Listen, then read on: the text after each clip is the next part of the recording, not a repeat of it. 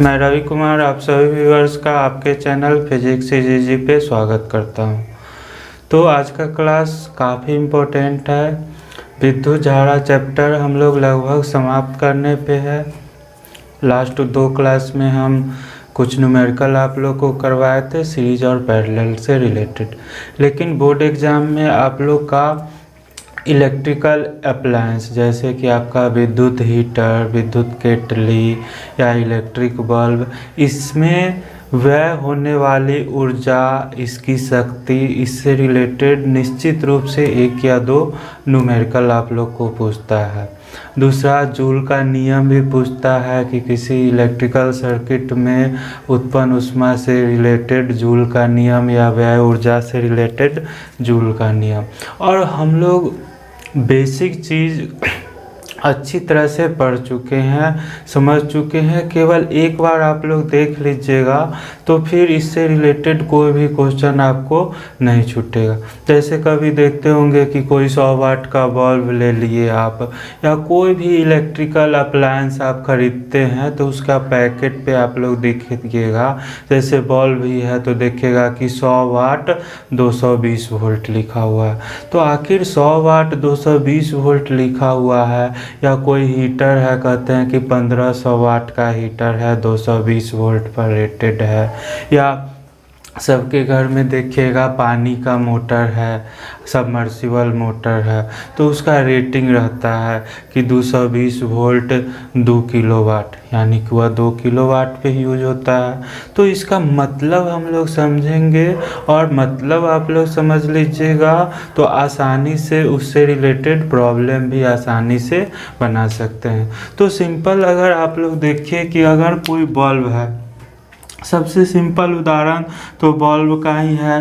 Bulb में क्या रहता है, तो इस तरह से आपका कोई टंगस्टन वायर का इस तरह से फिलामेंट रहता है, जिसको कि शीशा के केसिंग में रखा हुआ है। और इधर आपका 2 छोर है, जिसको कि आप लोग मेंस लाइन से, यानी कि घर के मेन लाइन से, जो कि कितना रहता है 220 वोल्ट सप्लाई रहता है, इससे आप कनेक्ट कर देते हैं। तो मेंस लाइन से कनेक्ट कर देते हैं, क्या होता है, तो इससे विद्युत धारा I प्रवाहित होता है, और प्रतिरोध से होकर इस तरह से आपका विद्युत धारा I प्रवाहित हुआ। सबको शुरू में हम लोग पढ़ चुके हैं कि विद्युत धारा प्रवाहित होता है तो क्या होता है, उसके मार्ग में बाधा उत्पन्न होता है, इलेक्ट्रॉन का टक्कर होता है, और इलेक्ट्रॉन अपना एनर्जी चालक को लॉस करते जाता है, जिसके कारण कि आपका चालक या चालक या प्रतिरोध जो है वह क्या होता है, गर्म होने लगता है, यानी कि उसमें ऊर्जा व्यय होने लगता है। बल्ब आपका गर्म होकर फिलामेंट चमकने लगता है। ऑक्सीडेशन के प्रभाव से बचाने के लिए इसको शीशा के केस में बंद कर दिया है, और अंदर निर्वात है या उसमें कोई निष्क्रिय गैस आपका भर दिया जाता है। एक सिंपल हम लोग बल्ब का उदाहरण ले रहे हैं। तो अब यहाँ पे देखिएगा कि बल्ब पे अगर लिखा हुआ है 220 वोल्ट 100 वाट, अब इसका मतलब क्या हुआ देखो, तो इसका सिंपल सा मतलब यही है कि यह बल्ब जो है यह रेटेड है 220 वोल्ट के सप्लाई पे। जैसे इंडिया में कहीं भी विद्युत धारा का सप्लाई होता है तो कितना पे होता है, 220 वोल्ट पे। तो इस बल्ब का रेटिंग किस पे किया गया है, 220 वोल्ट विभवांतर पर इसको जोड़ने के लिए रेटेड किया गया। और यदि इसको 220 वोल्टेज पे आप जोड़ के मेंस में चलाते हैं तो यह अपने अंदर कितना ऊर्जा व्यय करेगा, तो 100 वाट। और वाट को क्या कहते हैं, जूल पर सेकेंड, यानी कि इसमें 100 जूल प्रति सेकेंड ऊर्जा व्यय होगी, जिसको कि कहते हैं 100 वाट। यानी कि 100 वाट क्या है, बल्ब की शक्ति है, और 220 वोल्ट विभवांतर पर यह रेटेड है कि अगर 220 वोल्ट विभवांतर पर जोड़ते हैं तो इसका शक्ति कितना है, 100 वाट। और 100 वाट का मतलब क्या हो गया, तो 100 जूल प्रति सेकेंड। क्लियर है। उसी तरह से कोई अगर 1500 वाट का आपका हीटर है, यानी 1500 जूल प्रति सेकेंड ऊर्जा वह व्यय करेगा, तो उसका शक्ति हो गया 1500 वाट। तो इस पे हम लोग चर्चा करेंगे कि जितना भी अगर आपका घरेलू अप्लायंस है या घर का आपका वायरिंग है, तो उसमें जितना भी उपकरण है, चाहे आपका टीवी हो, फ्रिज हो, पंखा हो, इलेक्ट्रिक टोस्टर हो, केतली हो, सभी समान विभवांतर पर काम करने के लिए बनाया जाता है। यानी कि सबको वोल्टेज कितना चाहिए, 220 वोल्ट ही चाहिए। सबका शक्ति अलग अलग होता है, किसी का शक्ति कम है। आजकल CFL आप लोग यूज करते हैं तो वह 10 वाट का भी है, 20 वाट का भी है, 25 वाट का भी है। पहले के समय में हम लोग बल्ब यूज करते थे तो 100 वाट का आता था, कुछ 60 वाट का भी बल्ब आता था। तो शक्ति आपके अप्लायंसेस का सबका शक्ति अलग अलग है, लेकिन सभी को बनाया गया है समान विभवांतर पर काम करने के लिए। और समान विभवांतर पर अगर आपको काम कराना है तो आप उसको कैसे जोड़िएगा, सोच के बताइए। श्रेणी क्रम में जोड़िएगा या फिर समांतर क्रम में जोड़िएगा। तो आपको यह हम कई बार चर्चा कर चुके हैं कि समांतर क्रम का मतलब क्या होता है कि सभी का एक सिरा एक बिंदु पे, मान लीजिए 3 अप्लायंस है, किसी का प्रतिरोध R1 है, किसी का R2 है, किसी का R3 है। और समांतर क्रम में जोड़ने का मतलब क्या बताए थे कि सबका एक सिरा एक बिंदु, दूसरा सिरा एक बिंदु। अब इस पे अगर हम मान लीजिए कि विद्युत धारा विभवांतर 220 वोल्ट लगा दिए, किसके किसके बीच, बिंदु A और B के बीच। मान लीजिए यह आपका टीवी है, या आपका फ्रिज है, या आपका बल्ब है। किसी का प्रतिरोध R1 है, किसी का R2 है, किसी का R3 है, लेकिन सभी को हम जोड़ कहाँ रहे हैं, बिंदु A और B के बीच में ही जोड़ रहे हैं। मतलब इसके टर्मिनल के, R1 के टर्मिनल के बीच भी वोल्टेज भी ही रहेगा, R2 के बीच भी रहेगा, R3 के बीच ही।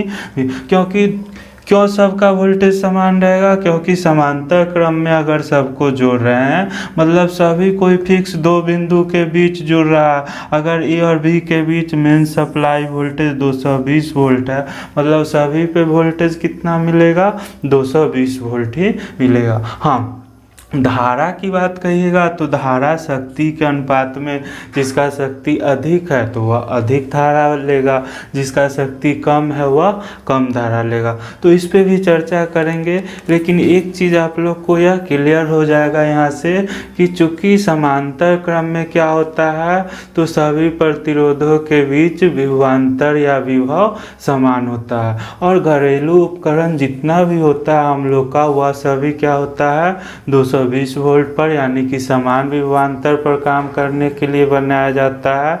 इसलिए सभी उपकरणों को मेंस लाइन में हम कैसे जोड़ते हैं, समांतर क्रम में जोड़ते हैं। समांतर क्रम में जोड़ने से एक और फायदा यह भी आप लोग को होता है कि मान लो कि आपका कोई अप्लायंस, मान लो कि यह खराब हो गया, टीवी था या आपका खराब हो गया, तो कोई अप्लायंस खराब हो गया, या घर में 2, 4, 5, 10 बल्ब है, कोई बल्ब हो सकता है फ्यूज कर गया, तो एक बल्ब फ्यूज कर गया या कोई सामान खराब हो गया, उससे बाकी के सामान पे आपका कोई असर नहीं पड़ता है। जबकि यही अगर सभी को आप लोग इस तरह से अगर सीरीज में जोड़ देते, मान लीजिए जितना बल्ब है, टीवी है, सबका प्रतिरोध कुछ मान लेते हैं R1, R2, R3 जो भी हो, और सबको इस तरह से सीरीज में अगर जोड़ देते, तब क्या हो जाता, तो अगर एक बल्ब भी आपका फ्यूज होता तो सभी में धारा का प्रवाह रुक जाता। दूसरा चीज़ कि सभी के छोर के बीच विभवांतर आपका क्या हो जाता, अलग अलग हो जाता। क्योंकि सीरीज में क्या होता है, तो धारा तो समान होता है लेकिन सबका विभव क्या हो जाता है, डिफरेंट हो जाता। तो काफ़ी समस्या का सामना करना पड़ता। और यही रीज़न है कि जितना भी घरेलू बिजली का उपकरण है वह सभी हम लोग कैसे जोड़ते हैं, समांतर क्रम में जोड़ते हैं। तो समांतर क्रम में जोड़ते हैं। अब कोई उपकरण है आपका, जैसे इलेक्ट्रिक केतली है, वह रेटेड है 220 वोल्ट 1000 वाट पे, और आपसे पूछेगा कि उसका प्रतिरोध बताइए। या विद्युत बल्ब है 220 वोल्ट 100 वाट लिखा हुआ है, और आपसे पूछा जाए कि बल्ब का प्रतिरोध कितना होगा। इन सारी चीज़ों की चर्चा हम लोग काफ़ी डिटेल में करेंगे। सबसे पहले हम लोग देखते हैं कि शुरुआत में ही हम लोग पढ़े थे, जस्ट इससे पहले के क्लास में, विद्युत परिपथ में व्यय ऊर्जा। अच्छा से देख लीजिए, पहले आप लोग अगर नहीं पढ़े हैं तो आसानी से जाकर रिवीजन कर सकते हैं, या यहाँ पे भी हम बहुत जल्दी से आप लोग को रिवाइज करवा देंगे। जैसे कि हेडिंग तो आपका चैप्टर का लिख दिए थे, विद्युत उपकरणों में व्यय होने वाली ऊर्जा, जिसको कि कहते हैं energy consumed in electrical circuit. ठीक है, तो कोई भी विद्युत उपकरण है उसमें कितना ऊर्जा व्यय होगा। तो देखो, या W बराबर VIT बराबर I² RT बराबर V² RT, जो कि जूल में है।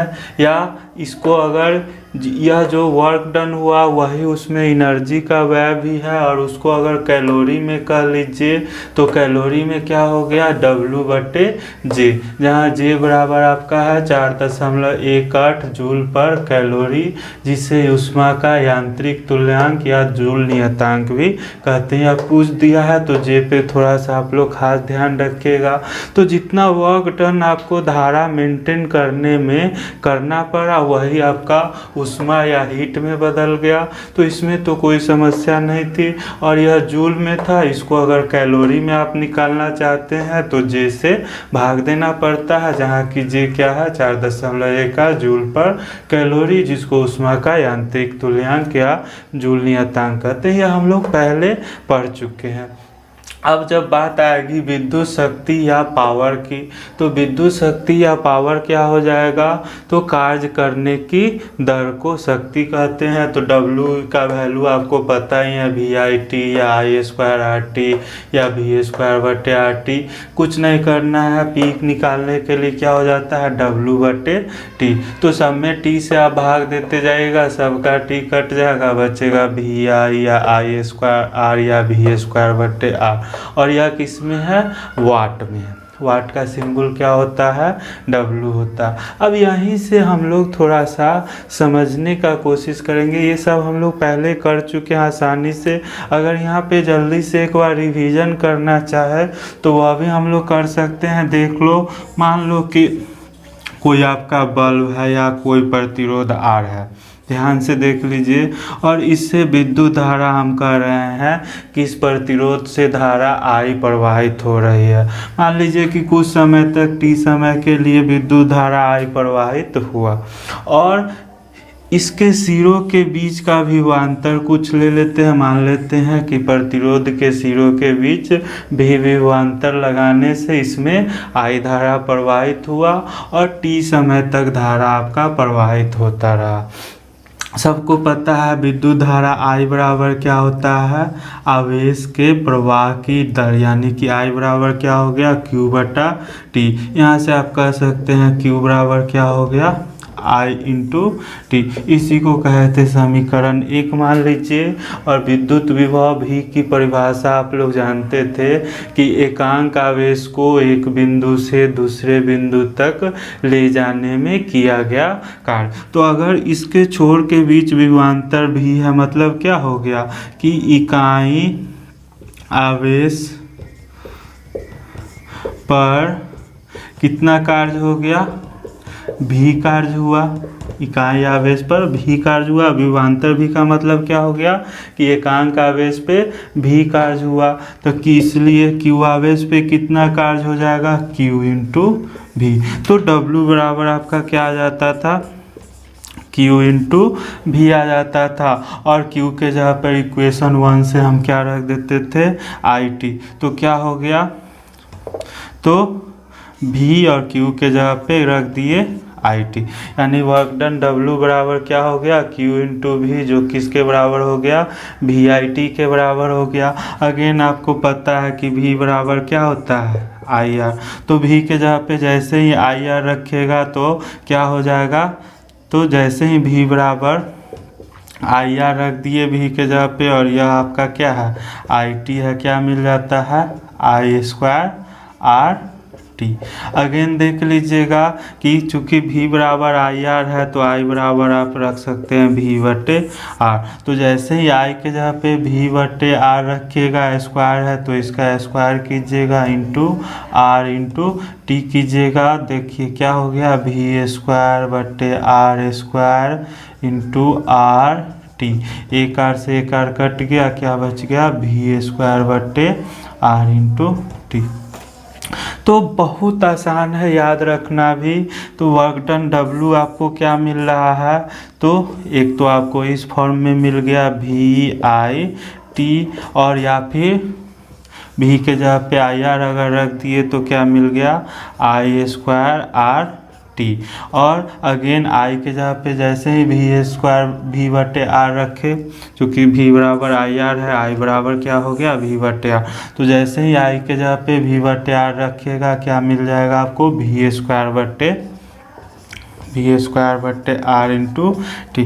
तो यह W जो कि हमको मिला क्या वर्क जूल में मिला, यह मेन है। यह जरूर आपका इस फॉर्म में भी आपको याद रहना चाहिए, इस फॉर्म में भी याद रहना चाहिए। और यानी कि वर्क डन W, यानी किसी आपका कोई इलेक्ट्रिकल अप्लायंस है या कोई बल्ब है, उससे विद्युत धारा I प्रवाहित रखने के लिए कितना वर्क करना पड़ रहा है आपको। तो कितना वर्क करना पड़ रहा है, तो या तो V आई टी के फॉर्म में है, या आई स्क्वायर आर टी है, या V स्क्वायर बटे R इंटू टी है। और जैसे ही आपको वर्क पता रहेगा, पावर P बराबर क्या हो जाएगा कार्य करने की दर, यानी W में T से भाग देंगे, सबका T कैंसिल हो जाएगा, यह हो गया V आई बराबर इसका भी T कटेगा, हो जाएगा आई स्क्वायर आर, और यह इसका T कटेगा, क्या हो जाएगा V स्क्वायर बटे।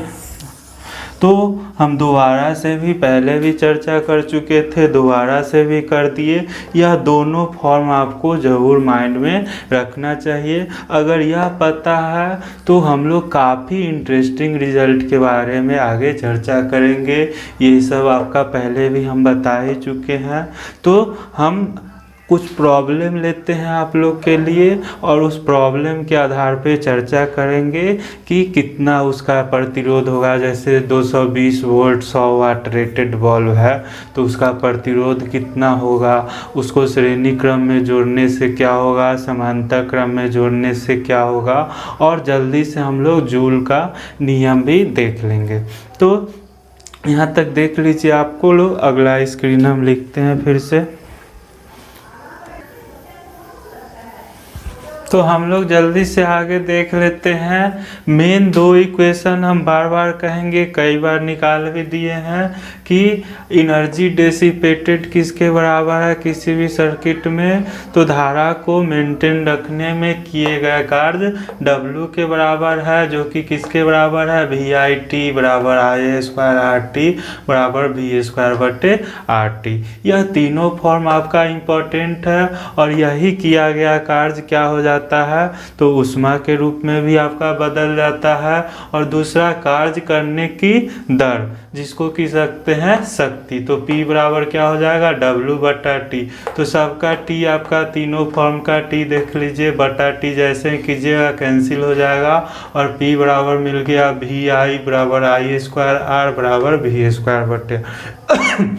अगर यह दोनों फॉर्म आपको माइंड में रहता है तो कैसा भी प्रॉब्लम आपका उपकरण की शक्ति या ऊर्जा व्यय से रिलेटेड हो, आप लोग आसानी से कर लीजिएगा। जैसे एक उदाहरण हम लोग देख रहे हैं कि यदि किसी बल्ब पे 220 वोल्ट 100 वाट अंकित हो, तो इसका तात्पर्य यह है कि यह बल्ब 220 वोल्ट पर प्रयुक्त करने के लिए बनाया गया है। पहला चीज़ तो यह पता चलेगा कि इसको हमको 220 वोल्ट सप्लाई पे जोड़ना है। दूसरा चीज़ कि 220 वोल्ट वोल्टेज पर इसमें शक्ति व्यय कितना होगा 100 वाट होगा, और वाट बराबर क्या होता है जूल प्रति सेकेंड, यानी किसका शक्ति व्यय 100 वाट है, यानी कि 100 जूल प्रति सेकेंड है। अब यदि आपसे कह दे कि इस बल्ब का प्रतिरोध निकालिए, यानी कि लिखते हैं कि माना बल्ब का प्रतिरोध R है। तो अगर आपसे पूछे कि R का वैल्यू कितना होगा, क्वेश्चन आपसे पूछ सकता है कि कोई बल्ब है, रेटेड है 220 वोल्ट 100 वाट पे, तो उसका प्रतिरोध या बल्ब के फिलामेंट का प्रतिरोध R का मान निकालिए।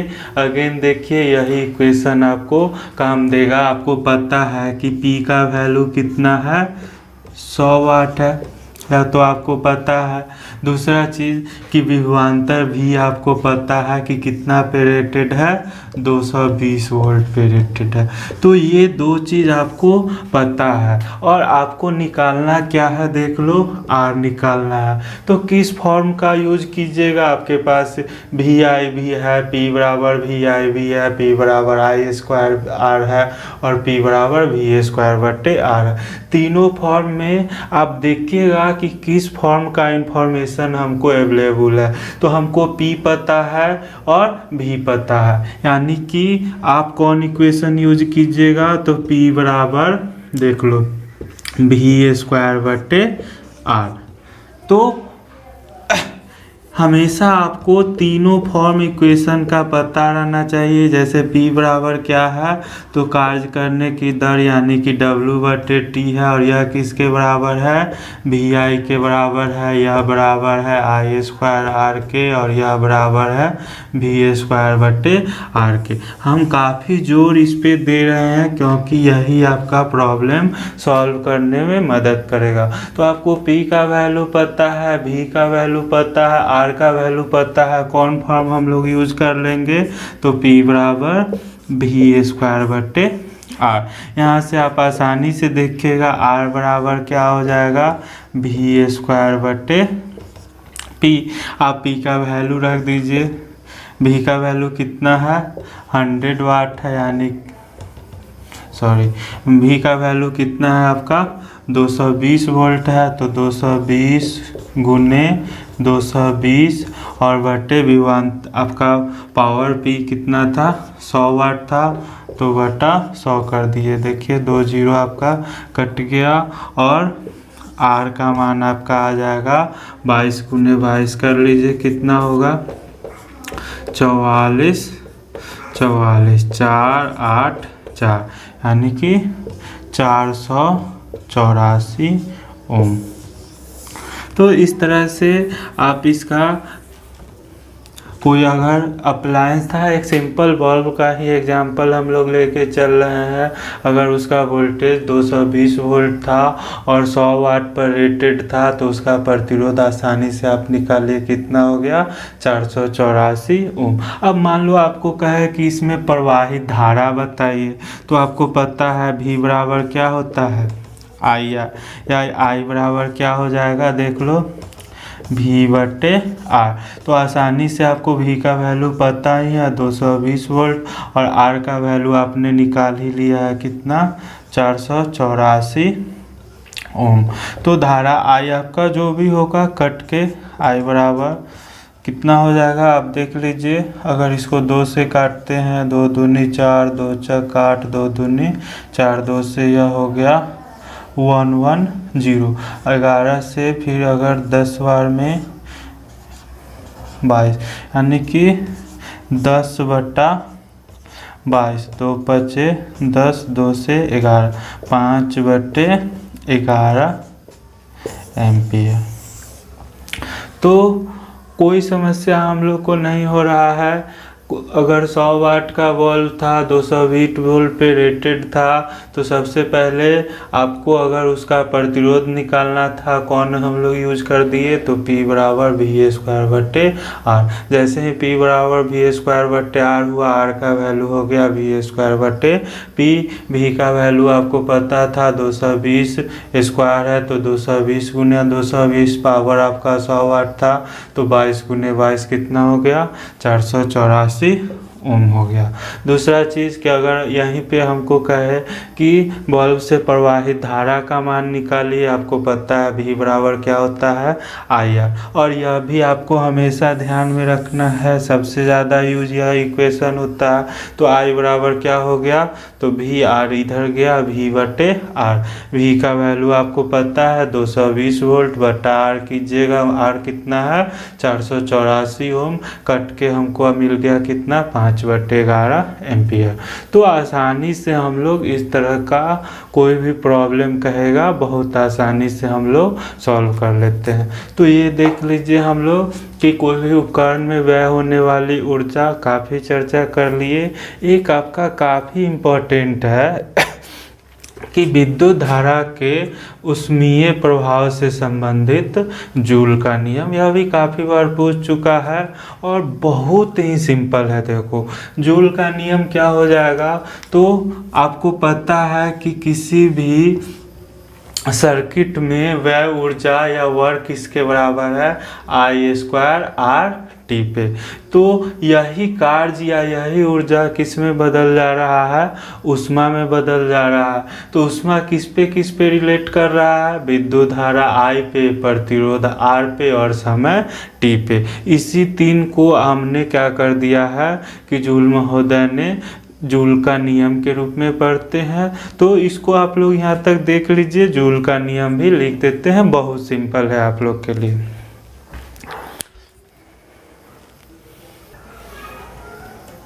तो एक काफ़ी इम्पोर्टेंट क्वेश्चन आपका यह हो सकता है कि लॉन्ग में पूछ ले, हम लिख दिए हैं विद्युत धारा के ऊष्मीय प्रभाव संबंधी जूल के नियम। और इलेक्ट्रिकल अप्लायंस पर जो चर्चा कर रहे थे तो उसको हम संक्षिप्त में भी अभी किए हैं, क्योंकि जैसे ही 2-3 प्रॉब्लम आपको करवाएंगे तो उसमें और आपको इन डेप्थ उसका कॉन्सेप्ट आ जाएगा, इसलिए हम वहाँ तक ही उसको छोड़ दिए हैं। और यह बहुत इम्पोर्टेंट है कि joules law of heating effect of current, यानी कि कोई भी चालक है अगर उसमें आप विद्युत धारा प्रवाहित करते हैं तो उसमें ऊष्मा उत्पन्न होती है, और वह ऊष्मा के संबंध में जूल महोदय ने 3 नियम आपका दिया है, प्रथम नियम, द्वितीय नियम, तृतीय नियम। एग्जाम में काफ़ी बार आप लोग को पूछ चुका है और आप लोग को लग रहा होगा कि काफ़ी मुश्किल होगा, तो बिल्कुल नहीं घबराइएगा, एकदम चुटकी में आप लोग को केवल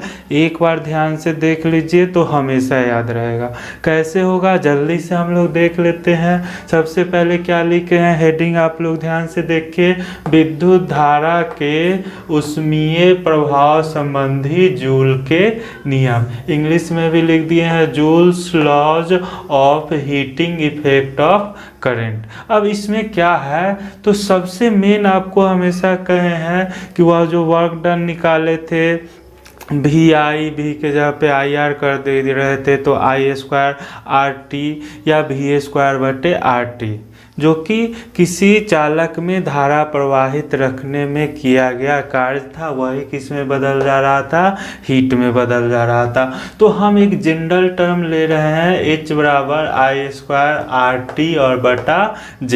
यह J आपको लिखाई दिए हैं कि आंतरिक तुल्यांक है, ठीक है। तो यह जो आपका वैल्यू मिल रहा है आपका H बराबर I²RT बटे J कहाँ से मिला था, तो W बराबर क्या मिला था VI, V के जगह पे IR रखे थे तो क्या हो जा रहा था I²RT, और I के जगह पे V²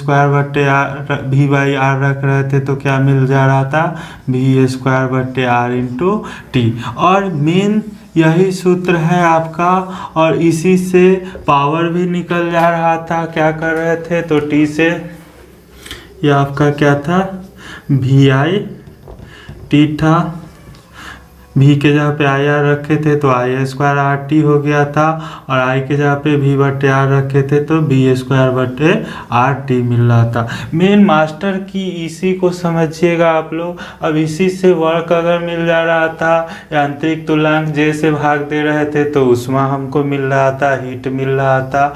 तो मेन टर्म यहाँ पे आप देख लीजिए कि H बराबर क्या है I²R और T, J तो आपका क्या है कांस्टेंट कांस्टेंट है। अच्छा से देख लो यहाँ पे, तो आपके पास कितने वेरिएबल है, कितने तरह की चर राशि है, यहीं से आपको यह तीनों नियम याद रहेगा। क्यों?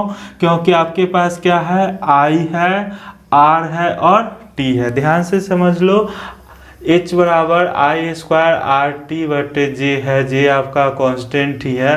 और यह कहाँ से आया है, सिंपली इससे हम उठा लिए हैं w बराबर वी आई टी या आई स्क्वायर आर टी। तो इसमें जे से भाग दे दिए, यांत्रिक तुल्यांक से हमको उष्मा h का मान मिल रहा है, जो कि किसी चालक में धारा प्रवाहित करने से उत्पन्न उष्मा है।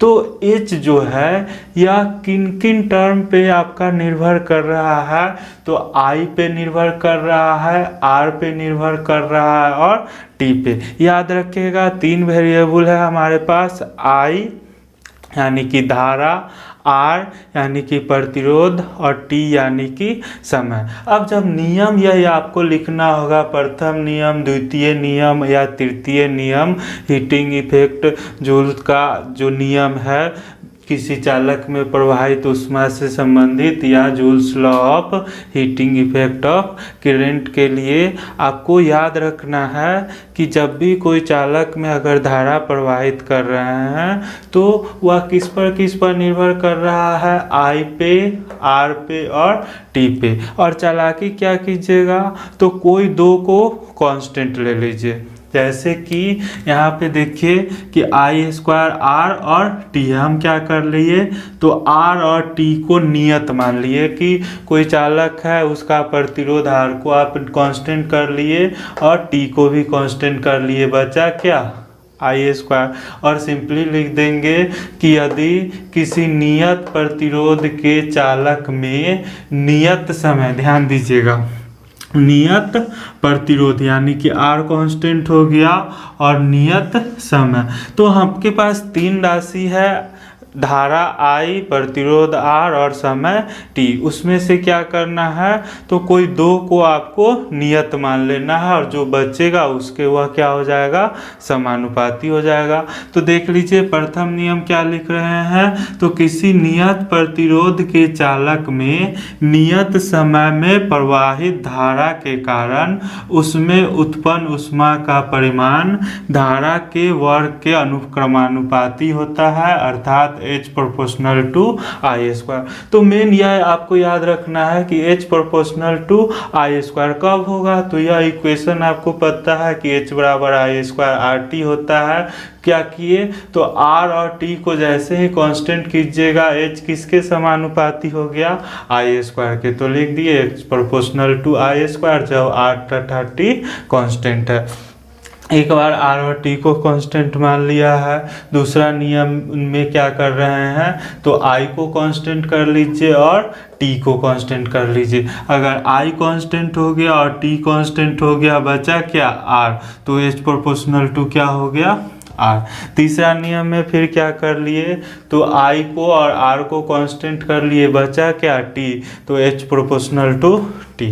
बहुत आसान है, देखो अगर ध्यान से आप लोग समझ लीजिएगा एक बार इसका, तो मेन है H बराबर आई स्क्वायर आर टी है, एक बार R और T को नियत माने, बचा क्या, आई स्क्वायर, यानी H proportional to I square. प्रथम नियम का काम खत्म हो गया। दूसरा नियम में क्या कर रहे हैं, तो I और T, आपका I को कांस्टेंट कर लिए, T को कांस्टेंट कर लिए, बचा क्या, R, तो क्या हो गया, H प्रोपोर्शनल टू R, यानी कि H सीधा समानुपाती है R के। तीसरा में क्या कर दिए, तो अब I और R को कांस्टेंट कर दिए, बचा क्या आपका, T बचा, तो H प्रोपोर्शनल टू T हो गया। यानी तीन राशि है, I है, R है और T है, तीन में से दो को कांस्टेंट कर दीजिए और जो बच रहा है H उसके प्रोपोर्शनल हो गया। तो सिंपल है, जल्दी से लिख लो। पहला नियम आपका बता ही दिए कि किसी नियत प्रतिरोध के चालक में नियत समय में प्रवाहित धारा के कारण उसमें उत्पन्न उष्मा का परिमाण धारा के वर्ग के अनुक्रमानुपाती होता है, अर्थात H proportional to I square. H proportional to I square कब होगा, जब R और T आपका क्या है, कांस्टेंट है। दूसरा नियम जल्दी से लिख लीजिए किसी चालक में प्रवाहित धारा यानी कि I का मान नियत रहने पर और नियत समय में, कौन कौन को कांस्टेंट कर दिए, धारा I को और समय t को। तो चालक में प्रवाहित धारा I का मान नियत रहने पर नियत समय में उत्पन्न ऊष्मा का परिमाण चालक के प्रतिरोध R के अनुक्रमानुपाती होता है, अर्थात H प्रोपोर्शनल टू R। तो H प्रोपोर्शनल टू R कब हुआ, जब I और T को कांस्टेंट कर लिए, तो जब I तथा T नियत है। देख लीजिए, इसी तरह से तीसरा नियम क्या हो गया, तो यदि किसी चालक का प्रतिरोध तथा उसमें प्रवाहित विद्युत धारा के मान नियत हो। क्या क्या इसमें नियत है, चालक का प्रतिरोध तथा उसमें प्रवाहित विद्युत धारा यानी कि I। तो I और R को कांस्टेंट कीजिएगा, बचेगा क्या, T बचेगा, तो H प्रोपोर्शनल टू T हो गया। तो यदि किसी चालक का प्रतिरोध तथा उसमें प्रवाहित विद्युत धारा के मान नियत हो तो उत्पन्न ऊष्मा का परिमाण समय के अनुक्रमानुपाती होता है, अर्थात H प्रोपोर्शनल टू T होता है। H प्रोपोर्शनल टू T कब होगा, जब I और R आपका नियत रहे। याद करने का बेस्ट तरीका बता दिए, H बराबर I स्क्वायर RT आपको पता ही है इस इक्वेशन से। एक बार R और T को कांस्टेंट कीजिएगा, H proportional to I square. उसके बाद फिर 3 है, 3 में से कोई 2 को, जैसे कि I को और T को कांस्टेंट कर दिए, बचा क्या, R, तो H प्रोपोर्शनल टू R हो गया। उसके बाद फिर आप I और R को नियत कर दीजिए, तो I और R को नियत किए, बचा क्या, T, तो H प्रोपोर्शनल टू T हो गया। तो आज का यह काफ़ी इम्पोर्टेंट है, नोट कर लीजिए। और अभी इतना ही रहने देते हैं, लंबा वीडियो होते जा रहा है, फिर आप लोग को कुछ प्रॉब्लम करेंगे और आगे किरचॉफ्स लॉ, जंक्शन लॉ, जो कि बहुत ज़्यादा इम्पोर्टेंट है, इस बार आपको पूरा चांस है पूछने का भी, तो वह हम लोग अगला टॉपिक में करेंगे। आज यहाँ तक रहने दीजिए, धन्यवाद।